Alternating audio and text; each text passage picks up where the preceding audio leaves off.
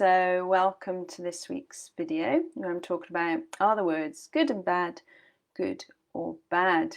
So they're very black and white labels, aren't they? So we slap a label on something, say it's bad, or we slap a label on something and say it's good, and it can be very defining and very informative and possibly influence things a little bit. And if you slap that label across your day, your week, or across a food, then it's very black and white, and it might change your decisions in the future, and it might change the path you go, because being labelled bad can make you feel rubbish, and it can influence how you feel and the decisions that you make. So if a friend labelled you probably wouldn't label your friends good or bad, but imagine if someone labelled you good or bad. If they labelled you good, you might think, well, that's all right, but they don't really know me. But if they label you bad, you would probably take great offence. But yet we do it freely with all kinds of things, and it's not great for us. Because if you use the word bad, it will make you feel a little bit rubbish. If you say you've had a bad day, then it's probably more likely you're going to have another bad day or a bad week. It can take a lot to snap you out of that and out of that way that you're feeling. And similarly, if you use the word good, it can make you feel positive and really encouraged. But also, then what happens if something bad happens? Then you feel like, oh no, I've broken it now, or I've messed up, and you might feel that you've come off the wagon and you've hit rock bottom, and how do you get out of it? And then you might feel bad. So it's not great to label either way. So what can we do? There's a few things. When we're talking about food, we can recognise that there's no good foods and bad foods. Some foods might not have as many health benefits, but there'll be other benefits instead. They might bring you great joy, pleasure, they might give you a bit of energy when you need it.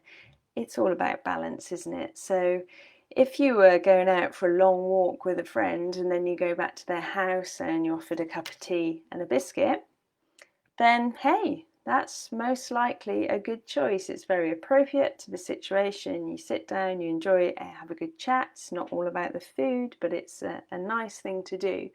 But then imagine if you're rushing out the door, you haven't had any breakfast, and you just grab a biscuit to have in the car, then that's a different thing actually, isn't it? And maybe it wasn't a wise choice. So it's not so much about the food. They're not the good and the bad, but perhaps it's more about our thoughts and our emotions behind our choices. So try and get away from thinking about food in that way. There's not naughty food, there's not bad food. You can choose to enjoy any food. Any food is permissible. Anything we do is permissible. Might not always be wise choices, but any food is okay. So get away from using those words good and bad food, and similarly good and bad days, because it's what you do mostly that matters. And we're not going to eat perfectly on this earth. And in reality and realistically, if we are talking in terms of good or bad, our days are made up of a mixture in all different ways, spiritually, physically, emotionally. The decisions we make, the actions we take, they're made up of a mixture of things that we should have done and things that we shouldn't have done.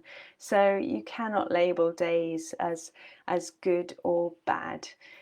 We need the flexibility and the freedom to know that we mostly make wise choices, but we're human and we're not always going to.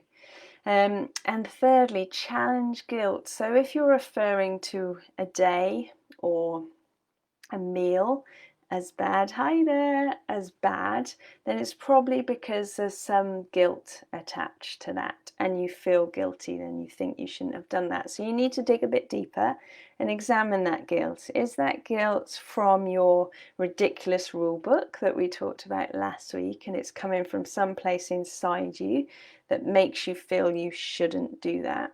or is it actually coming about because deep down you don't really want to be doing that thing? And that's a different kettle of fish, and that's fine. Like if you've decided you don't want to be doing that, either subconsciously or consciously, then that's something that you can work through. But it's important to make sure that the guilt's coming from the right place, that it's a motivation to change rather than just making you feel bad for what you're doing. Okay, so a few reminders then. Don't label food as good or bad. It's what you do mostly that matters, and work out where that guilt's coming from. And if it's pushing you forward to do something positive and something about it, then great, go with that. But try not to label things as good and bad, because in reality it's all a mixture. We all need a buffer. We all make wise choices, not so wise choices. And we can all encourage each other on these journeys by trying to stay away from that kind of black and white labeling, and recognizing that even if you do something that you consider is a blip, then it's not wasted unless you choose not to learn from it.